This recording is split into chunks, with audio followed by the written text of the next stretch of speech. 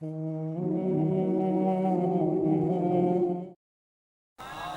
آپ کو راحت دیتا ہے جب آپ اچھا سوچتے ہیں۔ حضرت بشر حافی رحمت اللہ علیہ کے بارے میں شیخ عبداللہ یافعی نے روض الریاحین کے اندر لکھا ہے، حضرت بشر حافی بہت بڑے درویش تھے۔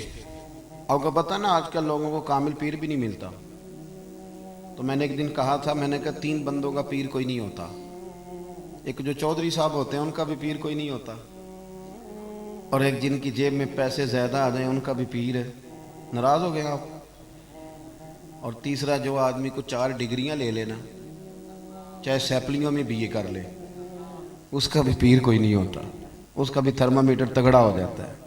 وہ درس نظامی کے عالم سے آ کے پوچھتے ہیں آپ کی تعلیم کتنی ہے؟ وہ کہتے ہیں جی میں نے درس نظامی، نہیں وہ تو ٹھیک ہے، تعلیم کتنی ہے؟ تو تو نے تو 3 سیپلیوں میں بھی یہ کیا ہے۔ اللہ کے فضل سے مدارس اسلامیہ کے چوتھے سال کا بچہ وہ کسی ماسٹر ڈگری والے کو قریب پھٹکنے نہیں دیتا۔ کیا سمجھتے ہیں اٹ سٹ تے پکھڑا کوار گندل اسی اور بھی بوٹیاں جاننے ہیں؟ یہ تو ہم نے بچوں کو سمجھایا ہوا ہے کہ آپ کی زبان سے میٹھے جملے ہی اچھے لگیں گے۔ آپ میری بات پر توجہ کریں۔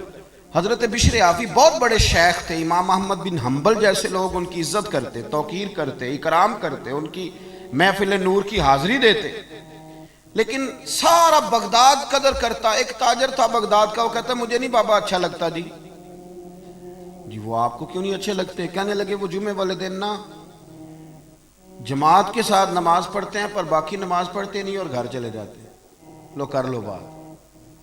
بہت سارے لوگوں کو شکوہ ہوتا ہے کہ ہمارا امام جو ہے وہ عصر کی سنتیں پہلی نہیں پڑھتا اور عشاء کی پہلی سنتیں نہیں پڑھتا۔ تو میں کہتا ہوں جس چیز کو رب رسول نے فرض نہیں کیا آپ کیوں کرتے ہیں؟ پڑھنی چاہیے انہیں، خیر کی بات یہی ہے، عمدہ بات یہی ہے، پر اتنی زیادہ تنقید، اتنی زیادہ، اور سارے فیصلے دوسروں کے لیے کر لیے نیک ہونے کے۔ وہ کہتے ہیں جی وہ بابا جی نا فرض پڑھتے تھے جماعت کے ساتھ تو باقی نماز جماعت کے ساتھ نہیں پڑھا کرتے تھے، چلے جاتے تھے تو مجھے اچھے نہیں لگتے تھے۔ لوگوں نے مجھے سمجھایا کہ اللہ کا نیک بندہ ہے، بڑے بڑے علماء اور ذی شعور لوگ قدر کرتے ہیں اور آپ کا یہ حال ہے۔ کہتا ہے میں نے ایک دن سوچا کہ میں پتہ تو کروں بابا جاتا کہاں ہے ویسے جمعے والے دن، اتنی جلدی کاہے کی ہے؟ کہتے ہیں میں نے ان کے ساتھ نماز جمعے کی ادا کی، ایک ہی صف میں۔ حضرت بشر حافی سلام پھیرا، دعا بھی نہ مانگی اور اٹھ کے نکل گئے۔ کہتے ہیں جب وہ چلے تو میں بھی پیچھے چلا، ایک نان بائی کی دکان پہ پہنچے تو چند نان خریدے۔ میں نے کہا خو پیر صاحب کو بھوک نے ستایا تھا، وہ تو روٹی کی خاطر سنت اور نوافل چھوڑ دی۔ پھر وہ آگے بڑھے اور ایک ہوٹل سے انہوں نے کباب خریدے۔ میں نے کہا خو دیکھو ان کی عمر دیکھو اور ان کے ذائقے دیکھو۔ پھر وہ جب جنگل کی طرف بڑھے تو میں نے سوچا کہ یہ نا سبزے پہ بیٹھ کے اب کھانا کھائیں گے لوگوں سے چھپ کے، اور لوگوں کو بتائیں گے کہ روزے زیادہ رکھتا ہوں، میں تو عبادت میں رہتا ہوں۔ کہتے ہیں وہ جنگل کی طرف مڑے تو میں بھی پیچھے ہو گیا۔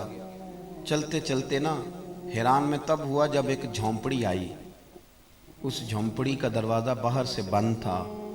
بوڑھے شیخ نے اپنے کانپتے ہاتھوں سے وہ دروازہ کھولا، اور جب انہوں نے پردہ ہٹایا تو چارپائی پہ ایک بوڑھے بابا جی جو فالج زدہ ہیں، مریض ہیں، وہ لیٹے ہوئے تھے۔ کہتے ہیں حضرت شیخ نے کھانا ایک کونے میں رکھا اور دوڑ کے پہلے بابا جی کو سیدھا کیا اور پھر جھٹ سے پیالے میں پانی لائے اور اپنے امامے کا پلو پانی میں ڈال کے تو بابا جی کا منہ صاف کیا۔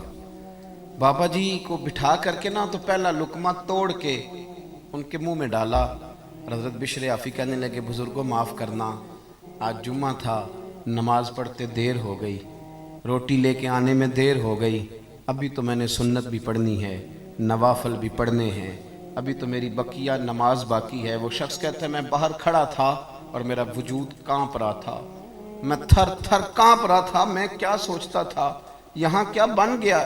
حضرت بشر حافی رحمت اللہ تعالیٰ علیہ کہنے لگے معاف کرنا، تو بوڑھے بابا جی کہنے لگے بشر 14 سال ہو گئے یار، میرے تو اپنے بھی مجھے چھوڑ گئے، 14 سال ہو گئے، روز روٹی لے کے آتے ہو، میں زندہ لاش ہوں، کب تک بیمار رہوں گا، کب تک آتے رہو گے، اب بس بھی کرو نا۔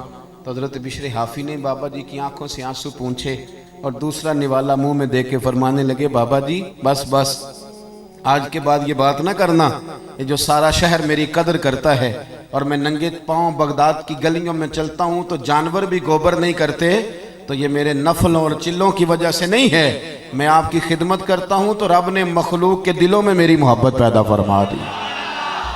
بات کو سمجھے میرے بھائی، وہ کہتے ہیں میں جس کو ان کی غلطی سمجھتا تھا نا، وہ ان کی سب سے بڑی خوبی نکل آئی۔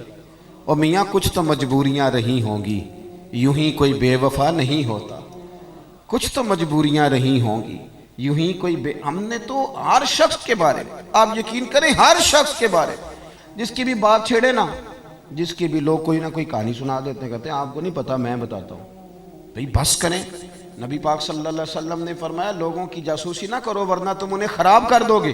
اچھا گمان پیدا کریں زندگی میں، اچھی سوچوں کو فروغ دیں، اور اگر کوئی کسی کے بارے میں بات کرنے لگے تو اسے تھوڑی دیر کے لیے روکیں، اس لیے کہ حضور صلی اللہ علیہ وسلم نے فرمایا اگر تم نے کسی کو اس جگہ رسوا کیا، اس جگہ رسوا کیا جہاں اس کی عزت کی جا رہی تھی، تو تمہیں بھی رب اس جگہ رسوا کر دے گا جہاں تمہاری عزت کی جاتی ہے۔ تو پہلی بات یہ کہ اچھا سوچیں، اچھا سوچیں، ہمیشہ اچھا گمان کریں، اچھا لب و لہجہ اختیار کریں۔ اور میں مذہبی تنظیموں کے کارکنوں سے اکثر گزارش کرتا رہتا ہوں، خدا را دوسرے کو بھی ماننا سیکھیں، دوسرے کو بھی برداشت کرنا سیکھیں۔ اگر آپ یہ کہہ دیں گے کہ میں ٹھیک ہوں اور میری جماعت کا لیڈر ٹھیک ہے اور باقی سارے غلط ہیں، تو اللہ کے رسول صلی اللہ علیہ وسلم نے تو فرمایا میری امت کبھی گمراہی پہ جمع ہی نہیں ہوگی۔